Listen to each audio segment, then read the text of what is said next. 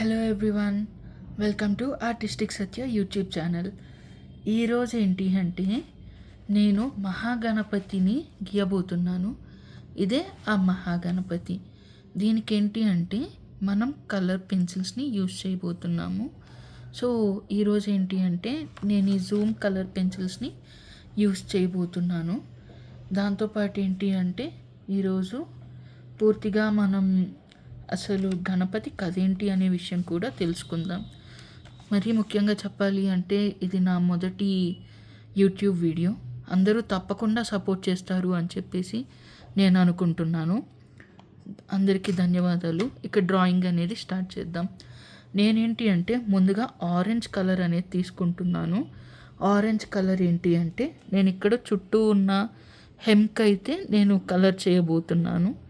So దీని మొత్తానికి ఏంటి అంటే నేను ఇలా ఆరెంజ్ కలర్ అనేది వేద్దామని చెప్పేసి ఆరెంజ్ కలర్ వేస్తున్నాను.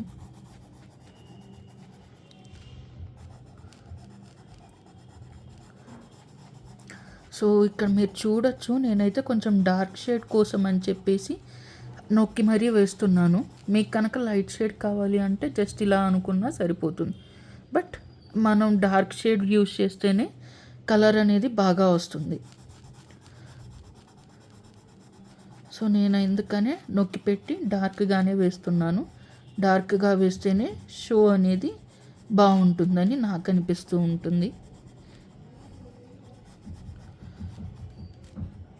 ఇక మహాగణపతి కథ విషయానికి వస్తే వినాయకుడు ఎలా జన్మించాడు అని చెప్పేసి మనం ఈరోజైతే తెలుసుకుందాం. వినాయకుడి జననం విషయానికి వస్తే ఒకరోజు పార్వతీదేవి ఏం చేసింది అంటే తను స్నానానికి వెళ్తూ ఉన్నప్పుడు ఒక మట్టి ముద్దకి ప్రాణం పోసి కాపలాగా ఉంచుతుందన్నమాట. అలా ఉంచినప్పుడు తనకు ఒకటే మాట చెప్తుంది, నా కోసం ఎవరైనా అడ్డంగా వచ్చినా లేదంటే నన్ను కలవటానికి వచ్చినా ఎవరిని కూడా రానివ్వద్దు అని చెప్పేసి చెప్తుంది. అయితే వినాయకుడు కూడా అలాగే నేను రానివ్వను అని చెప్పి కాపలాగా ఉంటాడు. అయితే కైలాసంలో శివుడు ఉండడు ఆ సమయంలో. ఎందుకు ఉండడు అంటే ఒక రాక్షసుడికి ఇచ్చిన వరం వల్ల ఆయన తన పొట్టలో ఉంటాను అని చెప్పేసి మాటిస్తాడు. అందువల్ల శివలింగంగా మారి ఆ రాక్షసుడి పొట్టలోనే ఉంటాడు. అలా ఆ పొట్టలో ఉన్నప్పుడు విష్ణుమూర్తి ఏంటి అంటే ఒక గంగిరెద్దుల్ని ఆడించేవాడిలాగా వేషం వేసుకెళ్ళి రాక్షసుడి దగ్గరికి అప్పుడు ఆ రాక్షసుడిని సంహరించి వెంటనే శివుడిని కాపాడతాడనమాట. అది కూడా ఎలా సంహరిస్తాడు అంటే నేను అలా తను ఏంటి అంటే విష్ణువు గంగిని నందిరెద్దులాగా అలంకరించేసి అప్పుడు తీసుకెళ్తాడనమాట. తీసుకొని వెళ్ళి నాకు ఇలాగా ఈ గంగిరెడ్డు ఏదో కాదు, ఇది శివుడి వాహనమైన నంది. దీనికి ఏంటి అంటే శివుడు లేకపోతే ఇబ్బందిగా ఉంటుంది. అందువల్ల శివుడు ఎలాగైనా మీ ఉదరంలో ఉన్నాడు, తనని బయటికి తీసుకురండి అని చెప్పేసి ఆనందపరిచి గంగిరెద్దు విన్యాసాలతో అలా శివుడిని బయటికి తీసుకొని వస్తాడనమాట. సో ఇప్పుడు ఆరెంజ్ కలర్తో అయితే అయిపోయింది. నెక్స్ట్ మనం ఏంటి అంటే ఈ గోల్డ్ కలర్ అనేది తీసుకుంటున్నాం. ఎందుకు అంటే ఇక్కడ కిరీటం మొత్తానికి వేయటానికి. అలాగే ఇక కథ విషయానికి వస్తే పార్వతీదేవికి కూడా ఏంటి అంటే తెలుస్తుందన్నమాట శివుడు కైలాసానికి వస్తున్నాడు అని చెప్పేసి. అలా కైలాసానికి వస్తున్నాడు కాబట్టి చక్కగా తయారయ్యి శివుడి దగ్గరికి వెళ్ళాలి అని చెప్పేసి అలా తయారవ్వటానికి మాత్రమే స్నానం చేద్దామని చెప్పేసి వెళ్తుంది. ఆ సమయంలోనే మట్టి ముద్దకు ప్రాణం పోసి వినాయకుడిని తయారు చేస్తుంది. ఇలా వినాయకుడిని తయారు చేసిన విషయం శివుడికి తెలియదు. శివుడే వినాయకుడు పార్వతీదేవి కొడుకు అని చెప్పేసి వినాయకుడికి కూడా తెలియదు. ఈ సమయంలోనే శివుడు కూడా ఏంటి అంటే కైలాసానికి తిరిగి వస్తాడు. అలా తిరిగి వచ్చిన సమయానికి ఏంటి అంటే వినాయకుడు అడ్డుపడతాడు. అలా అడ్డుపడ్డ సమయంలో ఏమవుతుంది అంటే వినాయకుడిని సంహరించటం జరుగుతుంది త్రిశూలంతో. అలా సంహరించిన సమయంలో ఏంటి అంటే పార్వతీదేవి బయటికి వస్తుంది. బయటికి వచ్చి అది నా కొడుకు అని చెప్పేసి చెప్తుంది. అలా చెప్పినప్పుడు శివుడు కూడా ఒకంత ఆశ్చర్యపోయి, నేను ఇలా స్నానానికి వెళ్తూ ఉండగా ఈ మట్టి ముద్దకు ప్రాణం పోసి నా కొడుకులాగా చూసుకున్నాను ప్రభు అని చెప్తుంది. అప్పుడేంటి, శివుడు కూడా తను చేసిన తప్పుని గ్రహించి తన నందికి దాంతోపాటు తన దగ్గర ఉండే వాళ్ళందరికీ కూడా ఒక విషయాన్ని అయితే చెప్తాడు. ఎవరైతే తల్లి బిడ్డ ఒకే రకంగా కాకుండా వేరు వేరు దిశల్లో పడుకొని ఉంటారో వాళ్ళ తల మాత్రం తీసుకువస్తే నేను తిరిగి ప్రాణం పోస్తాను అని చెప్తారు శివుడు.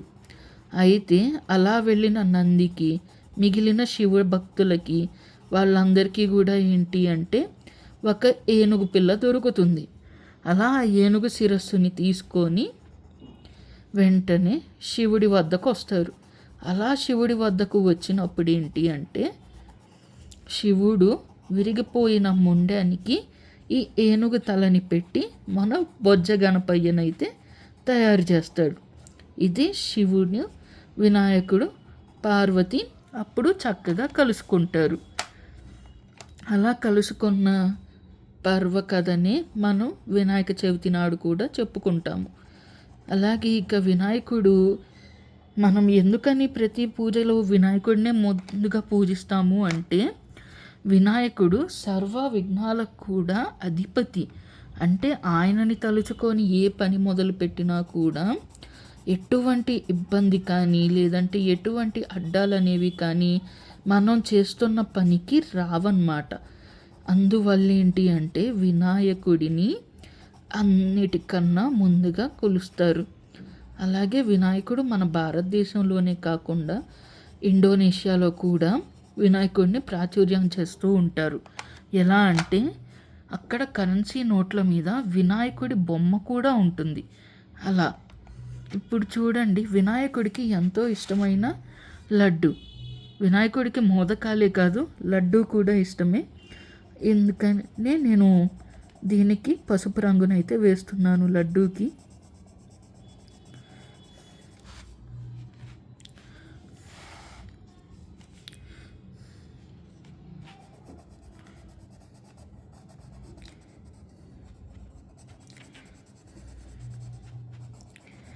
ఇంకా మీకు తెలిసిన వినాయకుడి కథలు ఏవైనా ఉన్నా కూడా నాకు చెప్పండి, నేను కూడా తెలుసుకుంటాను. అలాగే నేను కూడా వింటాను, నేర్చుకుంటాను కూడా.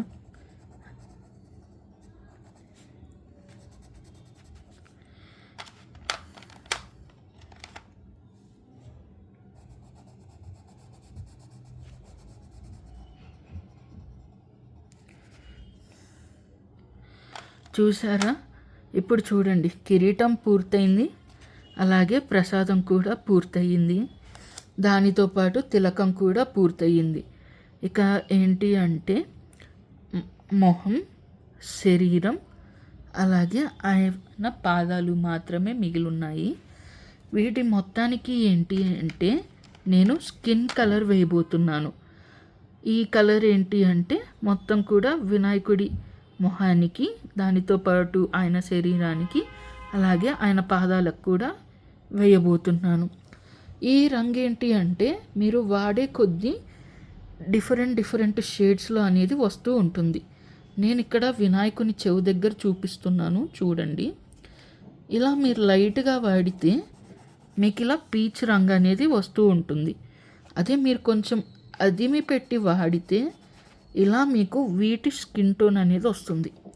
కొంచెం ఇలా పైకి పట్టుకొని వాడుతూ ఉంటే ఇక్కడ చూడండి మీకు ఇట్లాగా కంప్లీట్ న్యాచురల్ స్కిన్ టోన్ అనేది వస్తుంది.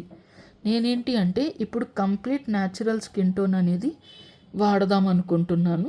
అందువల్ల నేనేంటి అంటే కొంచెం అదిం పెట్టి వేస్తాను.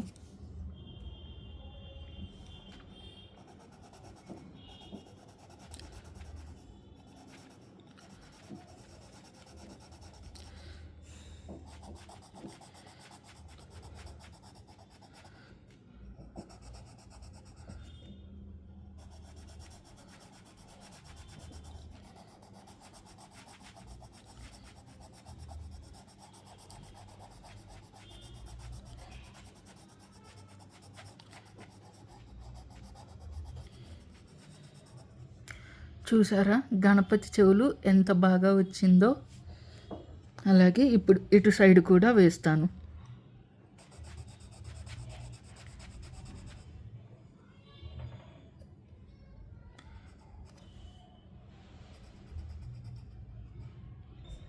చూడండి, ఇప్పుడు 2 చెవులకైతే రంగు వేయటం పూర్తయిపోయింది.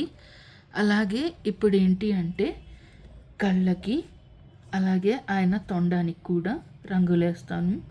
దంతాలని మాత్రం అలాగే వదిలేస్తాను.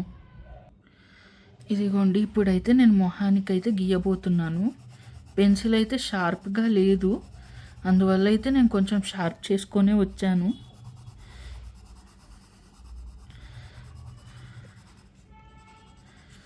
నేనైతే ఇప్పుడు పూర్తిగా మొహం మొత్తం ఇదే రంగునైతే వాడబోతున్నాను. తొండం వరకు కూడా నేను ఇదే రంగుని వాడతాను. చూడండి, ఇప్పుడు ఏంటి అంటే మనం మొహం అనేది పూర్తి చేసేసాము. ఇప్పుడు ఏంటి అంటే శరీరానికి, చేతులకి, అలాగే పాదాలకి ఏంటి అంటే మనం రంగు వేయబోతున్నాము. ముందుగా నేనేంటి అంటే ఇక్కడ నుండి స్టార్ట్ చేస్తున్నాను, కార్నర్ నుంచి. ఎందుకు అంటే కార్నర్లో గీసుకుంటూ వెళ్తే కొంచెం ఇబ్బంది లేకుండా ఉంటుంది అని చెప్పేసి. ఇప్పుడైతే చూడండి, మొహానికి, శరీరానికి, అలాగే పాదాలకు కూడా ఏంటి అంటే రంగు అనేది వేయటం జరిగింది. ఇప్పుడు ఏంటి అంటే ఇక్కడ ఎక్కడైతే తెల్ల తెల్లగా ఖాళీగా ఉందో అక్కడ నేను పారాణి రంగునైతే వాడబోతున్నాను. వేళ్ళకైతే నేను పారాణిని వేయబోతున్నాను అన్నమాట. కొంచెం నేను ఎరుపునే తక్కువ మోతాదులో ఏంటి అంటే రుద్దుతున్నాను. ఎందుకు అంటే పారాణి అనేది పెట్టుకున్నట్టు ఉండటానికి తక్కువ మోతాదులో అయితే రుద్దుతున్నాను.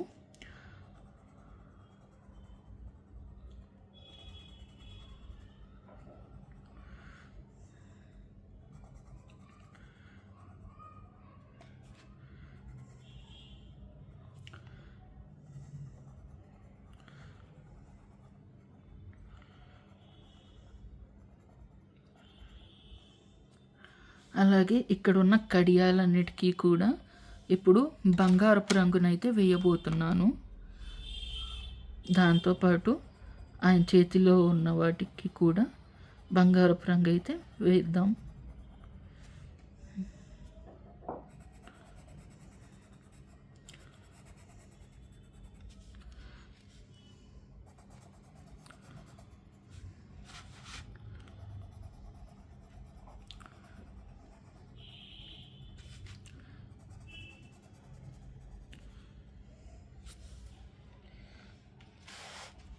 అలాగే ఇక్కడ ఆయన వస్త్రమైన అంచుకి కూడా బంగారపు రంగుని వేస్తున్నాను నేను.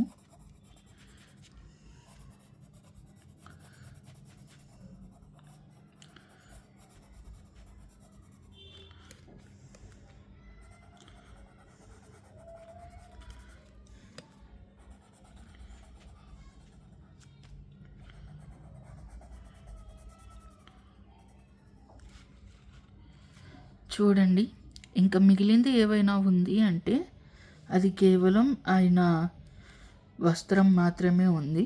ఈ వస్త్రానికి ఏంటి అంటే నేను ఆకుపచ్చ రంగు కానీ, లేదు అనుకుంటే నేను నారింజ రంగు కానీ వేద్దాం అనుకుంటున్నాను. లేదు అనుకుంటే అన్నిటికంటే బాగుండేది నీలం అన్నమాట. ఎందుకు అంటే వినాయకుడు ప్రశాంతతకి, అలాగే ఆయన యుద్ధ నాయకత్వానికి కూడా ప్రాచుర్యం పొందిన భగవంతుడు. అందువల్ల ఆయన ప్రశాంతతకు గుర్తుగా నేను నీలం రంగు, అలాగే ఆయన యుద్ధ సంఘటనకు గుర్తుగా నారింజ రంగు రెండింటిని కలిపి నేనైతే వేద్దాం అనుకుంటున్నాను. నేనైతే ఈ రెండు వేస్తున్నాను. చూడండి, ఇప్పుడు వినాయకుడు వేసుకున్న ఉత్తరీయానికైతే నేను నారింజ రంగునైతే వేయటం జరిగింది. అలాగే ఇక్కడ ఏవైతే ఖాళీలు ఉన్నాయో వీటన్నిటికీ కూడా నీలం రంగు అయితే వేయబోతున్నాను. అలాగే ఇప్పుడు ఇక్కడ ఒకసారి ముందుగానే పరీక్షించి చూస్తున్నాను నీలం రంగు బాగుంటుందా లేదా అని. లేదంటే నేను వేరే రంగు వేస్తాను. పర్వాలేదు, నీలం రంగు కూడా బాగానే ఉంది. అయితే నేను దీనినే నీలం రంగే వేస్తాను.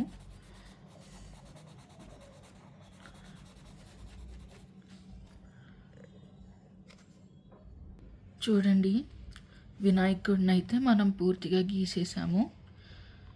ఈ వినాయకుడి దగ్గర ఏంటి అంటే అంతా బాగున్నా ఒకటి మాత్రం నేను గీయలేదు.